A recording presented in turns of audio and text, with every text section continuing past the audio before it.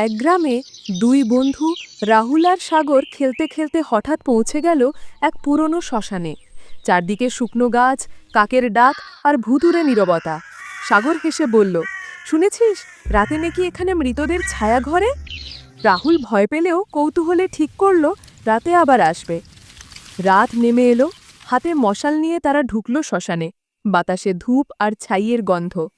হঠাৎ এক পুরনো চিতার আগুন থেকে বের হলো নীল আলো, আর সেখান থেকে দেখা দিল এক বৃদ্ধা ভূত। সাদা শাড়ি, এলোমেলো চুল, লাল চোখ। ভৈতিক কণ্ঠে সে ফিসফিস করে বলল, ফিরে যাও, এটা তোমাদের জায়গা নয়। সাথে সাথেই সাগরের মশাল নিভে গেল। চারদিক অন্ধকার, শিকল টানার শব্দে ভরে উঠল বাতাস। দুজন প্রাণপণে দৌড়ালো, কিন্তু যে পথ দিয়ে ঢুকেছিল সেটি নেই। ঠিক তখনই ভোরের মন্দিরের ঘণ্টা বাজল।